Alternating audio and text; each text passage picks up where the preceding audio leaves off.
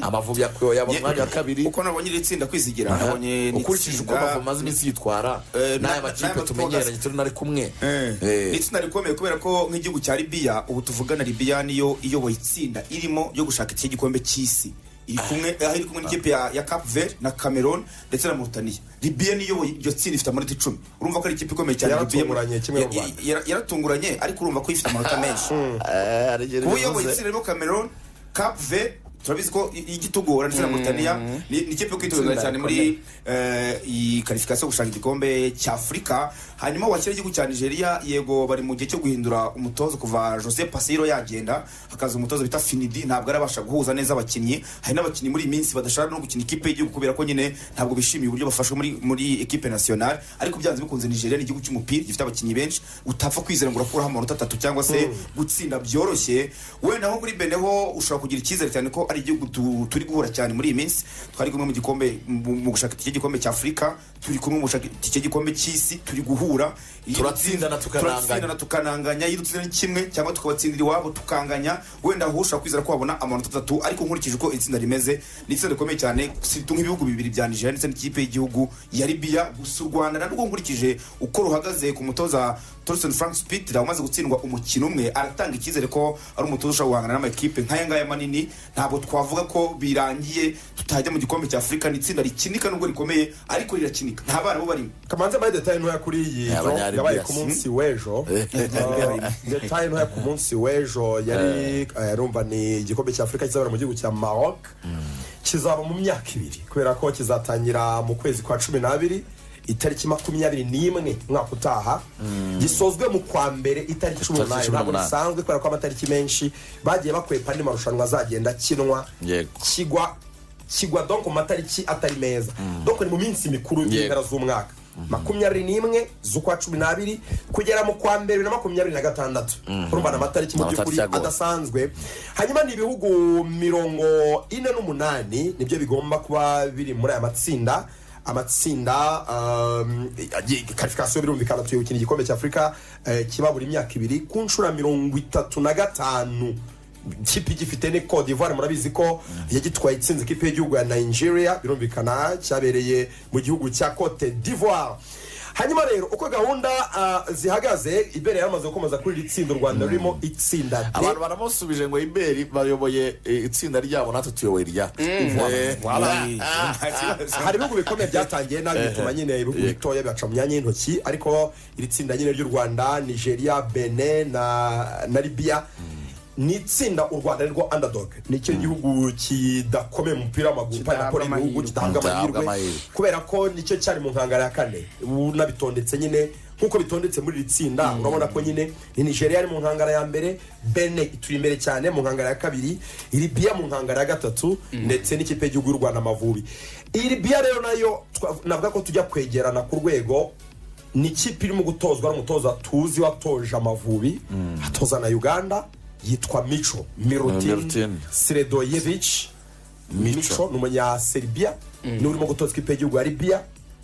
Ikipe y'igihugu ya Libya murabyuka dutanya amateka twagiye duhura mu buryo butandukanye uko okaziyo zitandukanye inza mu mutwe cyane ni igihe twabatsinze ibitego 3 ku busa muri buka bya bitego hat-trick ya Dadi Birori twarabatsinze bisa nkaho twari twegereye kujya mu gikombe cya Afrika birangira tutagiye kubera n'ubundi litige zatewe na Dadi Birori.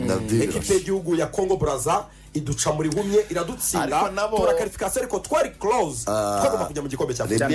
Libya muri Shani yatumye ture kuri bendera twagiye tugeze kimwe cya kabiri turi muri Ethiopia bafite igitego cyane Maroc ariyo Patrick afashe ibendera njyewe ko mbibona amagambo atari menshi.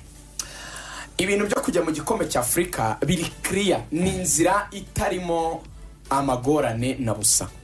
Barakubwira ngo niba ikipe ari enye mu itsinda hazamuka amakipe abiri mu itsinda. Naho ngo amatsinda 12 buri tsinda rizazamukamo amakipe abiri ahita amakipe 28 akina igikombe cya Afrika. Bivuga ko itsinda ririmo Maroc izakira igikombe iyo yamaze kubona qualification andi 3 azishaka mimo birumvikana. Rero niba hari amakipe abiri agomba kuva mu itsinda hari imibare ishoboka isanzwe izwi ugomba kuba wujuje kugira ngo ujye mu gikombe cya Afurika. Yego. byibura bakubwira ko ugomba gukora amanota 10. ni ukuvuga ngo akenshi amakipe yakoze amanota 10 mu gikombe cya Afurika mu itsinda yabonye kare ku manota donke muri biciro amanota 18. iyo wujuje 10 uba uri bugende. iryo 10 rero riboneka rite? niho tugiye gukoresha formule.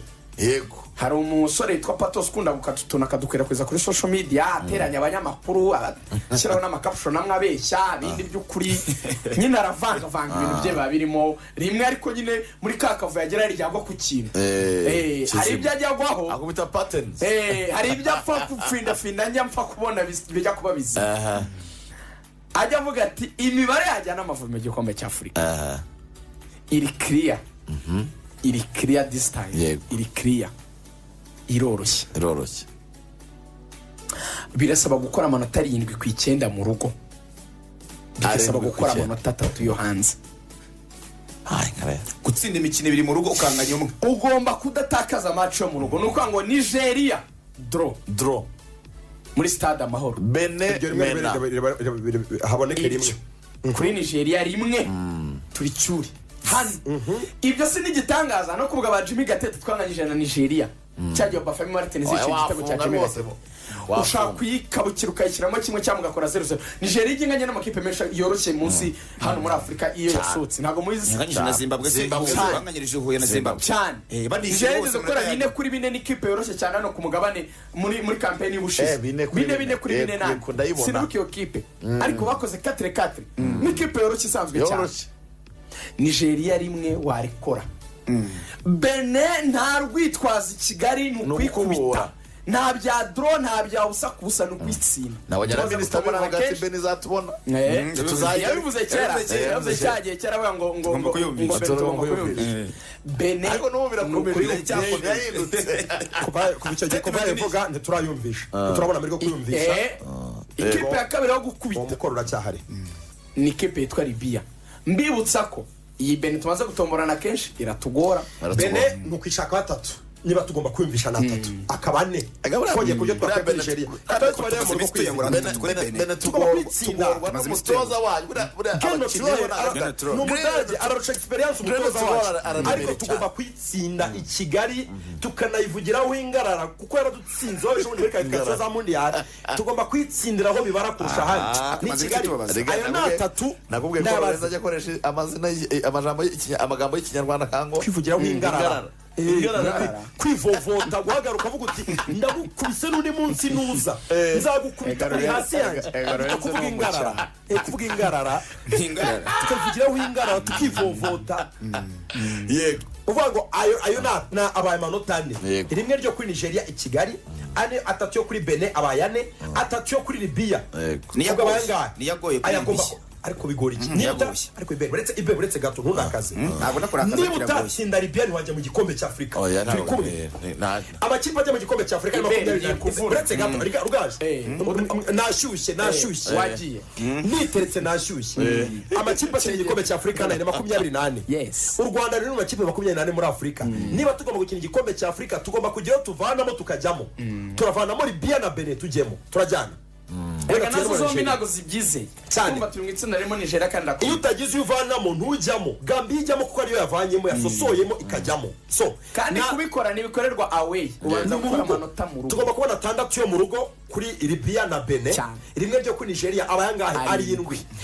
Benin Libya tugomba kujya gushaka nibura imwe kwikubitira 3 indi tukabonaho nibura kadro niyo yadutsinda. tugomba gushaka dutsindirayo tugomba gushaka iyo dutsindirayo niyo twatsindwa izindi match ntacyo. iyo muri Nigeria wenda n'indi imwe hagati tuzamanuka priori Cotonou, tuzamanuka Cotonou kwa general ntabwo afite general kuri stade ntabwo bakira imikino bajya muri Cote d'Ivoire. umva indi plan B ishoboka kandi Libya ndajurira rwose. umva umva indi formule ya nyuma kandi twifuza. hari ubundi buryo bwo gukora amanota yitwa ayanyuma. umva amanota 9 ya nyuma ubundi buryo abarwa. hari abandi bakubwira ngo amanota 9 ushobora kuyakora yose mu rugo. watsinze equipe zose mu rugo nabo ushobora kujya muri CAN. wakoze match 3 zo mu rugo na Nigeria ukabara kuyitsinda. hari andi 9 ashoboka kwemera gutsindwa na Nigeria match zombi, ariko ugatsinda Benin mu rugo ugatsinda na Libya mu rugo akaba 6 ukajya gushaka none amanota 3 hanze akavuga ngo hagati ya Libya na Benin hagati ya Libya na Benin imwe nzayikubitira kuri stade General Matieke minimum Lorenzo nukubona moitié y'amanota mukinira niba dukinira 18 ugomba kubona 9 ushobora kuba yizere ko kureba ibi rero by'amavuta byo gutangira unganye na Benin hano ugahita utsindwa match wa muri Libya ugahita utsindwa match ebyiri za Nigeria home and away ugasanga ushoje journée ya kane ufite amanota abiri ku manota 12 bashatse yavuga ati reka Benin muri abo bari apatose ngo kunyanga amavajya mu gikombe cya Afrika ngo nuko atsinda match ebyiri zisigaye ngo hanyuma ngo Benin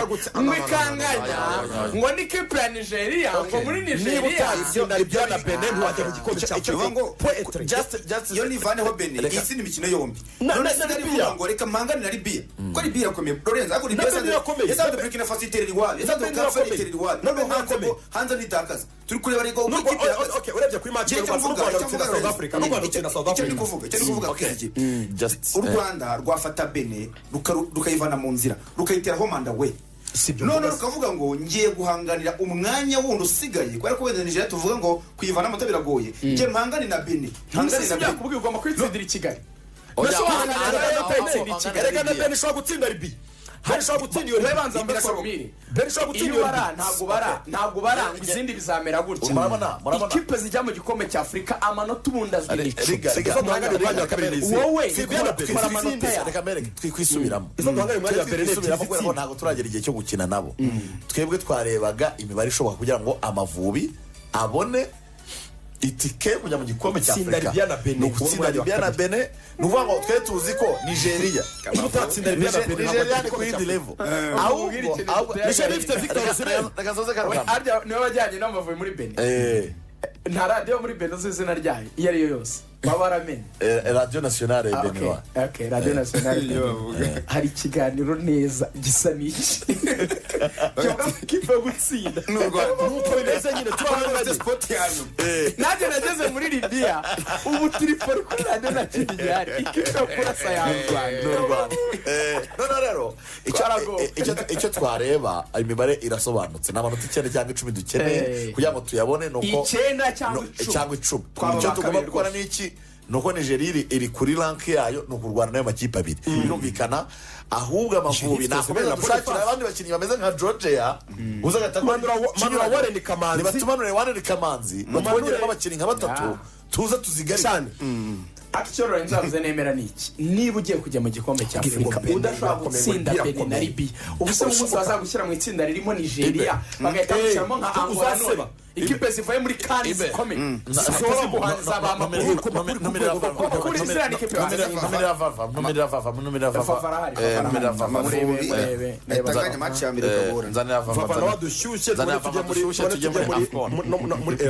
muri Euro na muri icyo gihe vava arimo kwinjira mu gihe arimo arinjira ndababwira ko ukwiriye kujya ku ishuri rya Performance Driving School bakakwigisha ako imodoka ibinyabiziga kategori zose guhera kuri kategori A ya moto, B automatique, B1 y'abafite ubumuga, C, D, D1, E ndetse E ndetse na F. Izo zose zirahari. Performance Driving School nitwe ba mbere usanga iyi modo yo gukora ibizamini uburyo obushyashya bwo gukora ibizamini bya permis hagabarwa amanota tugana twakirana urugwiro tugoye abari mu bizobere ubundi ibintu byawe bijye mu murongo. Hanyuma wadusanga mu karere ka Kicukiro, Busanza, Nyarugenge, Gasabo, Gicumbi, Musanze, Bugesera, Rusizi na Ruhango. Wahamagara kuri 07 833 5508 cyangwa 07